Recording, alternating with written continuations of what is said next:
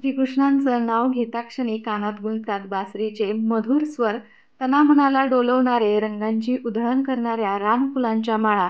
डोळ्यांसमोर येतं ते निळ्याशार चमकणाऱ्या हिरव्या रंगाचे प्रसन्न मोरपीस. दृष्टीला भासतं ते सोनसळी पितांबरीच्या प्रकाशभासाचं तेज. पायात खेळतो झुंझुनता घुंगरांचा वाळा, रांगण्याचे धुंद लडीवाळ स्वर. कृष्ण देवकीचा, कृष्ण यशोदेचा, कृष्ण वसुदेवांचा, कृष्ण नंदाचा आणि कृष्ण राधेचाही. किती खरा, किती नितळ, किती निपक्षपाती, साऱ्यांशी बांधलेला असूनही क्षणात अलिप्त होणारा. जेव्हा जेव्हा पृथ्वीवर पाप आणि अधार्मिकता मर्यादेपलीकडे वाढली आहे, तेव्हा तेव्हा देवाने पृथ्वीवरती अवतार घेतला आहे. भगवान विष्णूने एक ना एक उद्देश पूर्ण करण्यासाठी पृथ्वीवरती अवतार घेतला. श्रीकृष्ण हे भगवान विष्णूंचा अवतार मानण्यात येतो. मथुरेच्या राजकन्या देवकी आणि वसुदेव यांच्या 8व्या अपत्य म्हणून जन्मलेल्या कान्हाचे बालपण आई यशोदेच्या कुशीत गेले. कंसाच्या अत्याचार आणि दहशतीपासून पृथ्वीला मुक्त करण्यासाठी भगवान विष्णूंनी अवतार घेतला, तो म्हणजे श्रीकृष्णांचा. या कथेनुसार दरवर्षी भाद्रपदाच्या अष्टमीला कृष्ण जन्माष्टमीचा उत्सव साजरा केला जातो. नमस्कार, मी पूजा तुम्हा सर्वांचं स्वागत करत आहे पूजाज कॉर्नरमध्ये.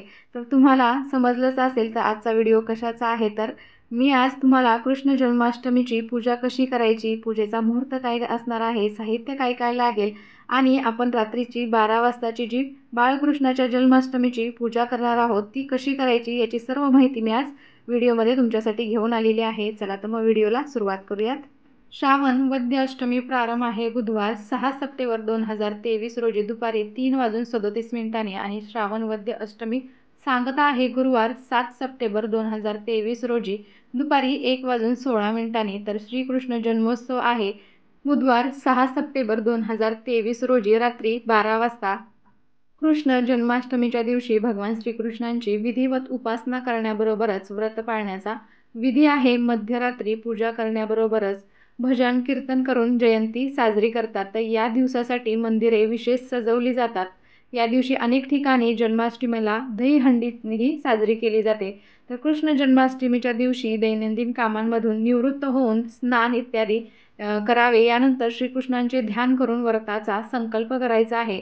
दिवसभर फळे उपवास ठेवायचा आहे आणि जन्माष्टमीच्या दिवशी मध्यरात्री श्रीकृष्णांची पूजा आपण करणार आहोत. सकाळी आपण देवपूजेबरोबरच श्रीकृष्णांची पूजा करायची आहे आणि रात्री 12 वाजता आपण श्रीकृष्णांची विशेष पूजा करून त्यांचा जन्मोत्सव साजरा करायचा आहे. तर इथे पहा, मी इथं रांगोळी काढून त्याच्यावरती चौरंग ठेवलेला आहे, त्याच्यावरती लाल वस्त्र अंथरलेलं आहे आणि श्रीकृष्ण पूजेसाठी इथे मी पिवळं वस्त्र अंथरलेलं आहे. सर्वप्रथम आपण श्री गणेशाची पूजा करून घेणार आहोत. श्री गणेशांना दूध आणि पंचामृताने स्नान घालून घ्यायचं आहे. त्यानंतर अजून एकदा स्वच्छ पाण्याने आपण गणपती बाप्पांना स्नान घालून घेऊयात. वक्रतुंड महाकाय सूर्यकोटी समप्रभ निर्विघ्नं कुर्मे देव सर्व कार्येषु सर्वदा. तर गणपती बाप्पांची आपण पूजा करून घेतलेली आहे. त्यानंतर अक्षदांवरती आपल्याला गणपती बाप्पांची स्थापना करायची आहे. गणपती बाप्पांना हळदी कुंकू लावून घ्यायचं आहे. त्याचबरोबर फूल अक्षदा व्हायच्या आहेत आणि दीपधूप आपण गणपती बाप्पांना दाखवून घेणार आहोत. श्रीकृष्ण जन्माष्टमीच्या दिवशी आपल्याला साहित्यामध्ये दही, मध, दूध, एक चौरंग, पिवळे स्वच्छ वस्त्र, पंचामृत, बालकृष्णांची मूर्ती, सिंहासन, गंगाजल, दिवा, तूप, वात, अगरबत्ती, गोकुलाष्टक, चंदन, अक्षदा, माखन म्हणजे लोणी, साखर, मिठाई, भोग इत्यादी साहित्य आपल्याला घ्यायचं आहे. त्याचबरोबर महत्त्वाचं म्हणजे आपल्याला तुळशीचं पान लागणार आहे. तुळशीच्या पानांशिवाय भगवान विष्णूंची, भगवान श्रीकृष्णांची पूजा ही अपूर्ण मानली जाते. इथे पहा, छोटासा एक पाट ठेवलेला आहे, त्याच्यावरती लाल वस्त्र अंथरून घेतलेलं आहे. आता आपण सर्वप्रथम दीप प्रज्वलित करून घेऊयात. दिव्याची पूजा आपण करून घ्यायची आहे. ही चौरंग मांडून अशी ही पूजा करू शकता किंवा जर शक्य नसेल तर तुम्ही देवघरामध्ये सुद्धा अशी पूजा करू शकता. तर या दिवशी चौकी सजवली जाते, म्हणजे अशी चौकी सजवून आपण बाळकृष्णांचा जन्मदिवस साजरा करायचा आहे.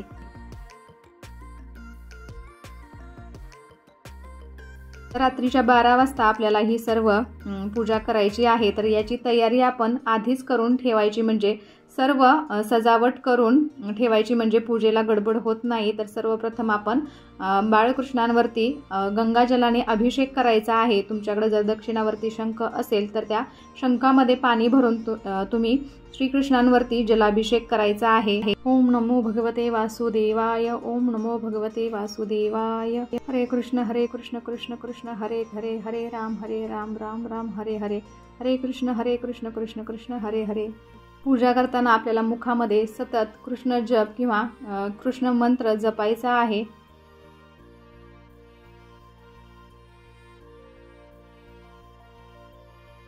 कृष्ण जन्माष्टमीच्या दिवशी वेगवेगळ्या पद्धतीने भगवान श्री कृष्णांवरती अभिषेक केला जातो। तर पहिल्यांदा आपण केलेला आहे तो जलाभिषेक। नंतर आपल्याला हळद, गाईचं कच्चं दूध आणि थोडंसं चंदन टाकून त्याच्या पाण्याने आपण कृष्णावरती अभिषेक घालणार आहोत। त्यानंतर येतो तो पंचामृत अभिषेक। तर याच्यामध्ये दूध, दही, तूप, मध, साखर इत्यादी गोष्टींचा समावेश करून आपल्याला पंचामृत अभिषेक श्रीकृष्णांवरती घालायचा आहे। तर हे अभिषेकाचं जे पंचामृत आहे ते टाकून न देता घरातील सर्वांनी प्रसाद म्हणून ग्रहण करायचं आहे। फळांच्या रसाचा सुद्धा अभिषेक या दिवशी केला जातो। तर तुम्हाला शक्य असेल तर फळांच्या रसाचाही तुम्ही या दिवशी नक्कीच श्रीकृष्णांवरती अभिषेक करावा। पंचामृत अभिषेक ही आपला करून झालेला आहे। त्यानंतर स्वच्छ कपड्याने आपण श्री बाळकृष्णांची मूर्ती पुसून घेणार आहोत, म्हणजे कोरडी करून घ्यायची आहे। लहान मुलांसारखं बाळकृष्णांना या दिवशी वागवायचं आहे। तर इथे पहा, भगवान श्रीकृष्णांची मूर्ती मी कोरडी करून घेतलेली आहे। थोड्याशा अक्षदांचं आसन करून आपण बाळकृष्णांना त्याच्यावरती विराजमान करणार आहोत। तर इथे पहा, या दिवशी नवीन वस्त्र आपल्याला बाळकृष्णांना घालायची आहेत। मुकुट घालायचा आहे, मोरपीस घालायचा आहे, त्याचबरोबर कपाळी चंदनाचा टिळा लावायचा आहे। बाळकृष्णांच्या हातामध्ये आपल्याला बासरी द्यायची आहे। सर्व पूजा षोडोपचार पूजा करायची आहे। धूप, दीप आणि नैवेद्य दाखवायचा आहे आणि त्यानंतर आपण श्रीकृष्णांची आरती करणार आहोत। पूजा करून पुरुष सूक्त, विष्णू सूक्ताचे स्तवन करायचं आहे।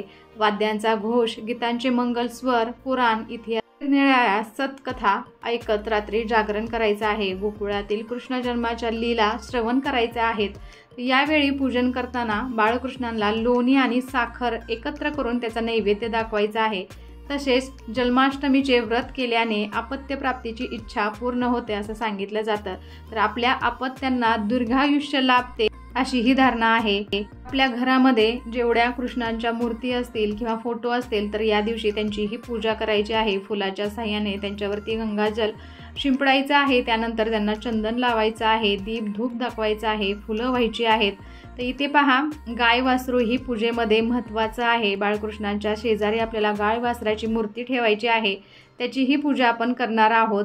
तर जन्माष्टमीला भगवान श्रीकृष्णांना विशेष भोग अर्पण केला जातो। तर या दिवशी मंदिरांमध्ये भगवान श्रीकृष्णांच्या 56 पदार्थ तयार केले जातात।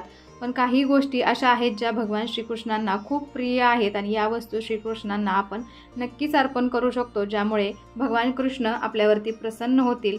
जन्माष्टमीला श्रीकृष्णांना माखन मिश्री म्हणजे लोणी आणि त्याच्यामध्ये साखर मिक्स करायची आहे आणि हे लोणी आपण नैवेद्य म्हणून श्रीकृष्णांना या दिवशी दाखवणार आहोत। त्याचबरोबर धने पंजेरी, गोपाळकाला, काकडी, पंचामृत, लाडू, पेढे, खीर इत्यादी वस्तू आपण या दिवशी आठवणीनं अर्पण करायचे आहे। आपण जो प्रसाद ठेवत आहोत किंवा नैवेद्य आपण भगवान श्रीकृष्णांना दाखवत आहोत त्याच्या प्रत्येक गोष्टीवरती आपल्याला तुळशीपत्र ठेवायचं आहे। आपल्याकडे जी फळं उपलब्ध आहेत तीही आपल्याला नैवेद्यामध्ये ठेवायची आहेत। तर बाळकृष्णांना आपल्याला यानंतर झोक्यामध्ये विराजमान करायचं आहे आणि आपण या दिवशी बाळकृष्णांना थोडा तरी झोका द्यायचा आहे। पूजा झाल्यानंतर बाळकृष्णांना आपल्याला पाळण्यामध्ये ठेवायचं आहे। इथे पहा, पाळण्यामध्ये मी थोडीशी फुलांची आरास केलेली आहे आणि फुलांच्या आसनावरती आपण बाळकृष्णाची मूर्ती विराजमान करणार आहोत।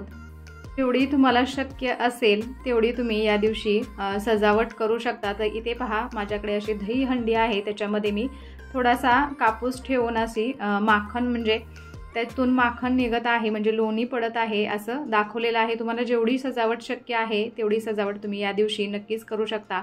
पूजेमध्ये आपल्याला शंखही ठेवायचा आहे आणि शंखाचीही पूजा आपण या दिवशी करणार आहोत।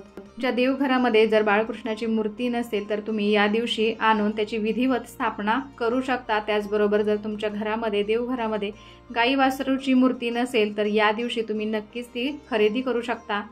तर या दिवशी बाळकृष्णांना पाळण्यामध्ये घातल्यानंतर एखादा तरी पाळणा आपल्याला या दिवशी म्हणायचा आहे। जर तुम्हाला शक्य नसेल तर मोबाईलवरती किंवा यूट्यूबवरती गुगलवरती तुम्ही पाहून म्हणू शकता। यानंतर आपण आरती करणार आहोत। आरती करून सर्वांना प्रसाद वाटप करायचा आहे। तर या दिवशी तुम्हाला जर लहान मुलांना लोणी आणि साखर देता आली किंवा वाटता आली तर खूप छान। खूप साधी आणि सोपी या दिवशीची पूजा आहे, पण ही पूजा 12 वाजेपर्यंत म्हणजे 12 वाजता केली जाते। तर दुसऱ्या दिवशी जन्माष्टमी व्रताची सांगता केली जाते। जन्माष्टमीच्या व्रताची दुसऱ्या दिवशी सांगता करावी। या दिवशी पंचोपचार पूजा करून उत्तर पूजा करायची आहे। बाळकृष्णांना महानैवेद्य अर्पण करायचा आहे। तर याच दिवशी काला करायचा आहे। पोहे, ज्वारीच्या लाह्या, धान्यांच्या लाह्या, लिंबू व आंब्याचे लोणचे, दही, ताक, चण्याची भिजवलेली डाळ, साखर, फळांच्या फोडी आदी घालून केलेला एक खाद्यपदार्थ म्हणजे काला। तर हा कृष्णांना अत्यंत प्रिय होता। श्रीकृष्ण व त्यांचे सवंगडी मिळून यमुनेच्या तीरावरती हा काला तयार करत असत आणि वाटून खात असत। देशभरात प्रांताप्रमाणे व्रताचरणाची पद्धत वेगळी असू शकते। आपल्याकडे जी पद्धत आहे त्यानुसार तुम्ही व्रतार्चन नक्कीच करावं। जोपर्यंत ही म्हणजे जन्माष्टमीची पूजा होत नाही तोपर्यंत आपण उपवास करायचा आहे। उपवास तुम्ही फळांवरतीही करू शकता। पूजा झाल्यानंतर आपल्याला भगवान श्रीकृष्णांपुढे हात जोडायचा आहे। काही चुकी झाली असेल तर आपल्याला भगवानांपुढे क्षमा याचना करायची आहे। कृष्ण जन्माष्टमीचे काही नियम सांगायचे झाले तर कृष्ण जन्माष्टमीच्या दिवशी काळ्या रंगाचे कपडे कधीही घालू नये। बालगोपाळांना आपण भोग अर्पण केल्यास त्याच्यामध्ये तुळशीपत्र टाकायला विसरू नका। जन्माष्टमी पूजेत तुळशीचा वापर तुम्ही आठवणीने करायचा आहे। भगवान श्रीकृष्णांना तुळशी अत्यंत प्रिय आहे। जन्माष्टमीच्या दिवशी भगवान कृष्णांसोबत आपल्याला तुळशीची पूजा करायची आहे। अर्पण करताना त्याच्यामध्ये नक्कीच तुम्ही तुळशीपत्र टाका। त्यानंतर जर तुम्ही उपवास करत असाल तर रात्री 12 वाजेपर्यंत अन्न खाऊ नका, म्हणजे फळांवरती तुम्ही उपवास करू शकता। तर जन्माष्टमीच्या दिवशी गायीची पूजा आणि सेवा करणे अत्यंत शुभ मानले जाते। जन्माष्टमीच्या दिवशी किंवा कधीही तुम्ही काही गोष्टी करायच्या नाहीत, म्हणजे कृष्ण जन्माष्टमीच्या दिवशी कोणाचाही अपमान करू नका, वाईट विचार मनात येऊ देऊ नका। अशा पद्धतीने तुम्ही कृष्ण जन्माष्टमी नक्कीच साजरी करा। तर कसा वाटला आजचा व्हिडिओ मला नक्कीच कमेंट करून सांगा आणि अशा छान व्हिडिओसाठी पूजाच कॉर्नरला सबस्क्राईब करायला विसरू नका। त्याचबरोबर बेल आयकॉनही क्लिक करा जेणेकरून तुम्हाला माझे नवनवीन व्हिडिओज असेच पाहता येतील। तर आता मग भेटूया अशाच एका छानशा व्हिडिओ बरोबर। तोपर्यंत धन्यवाद। श्री स्वामी समर्थ।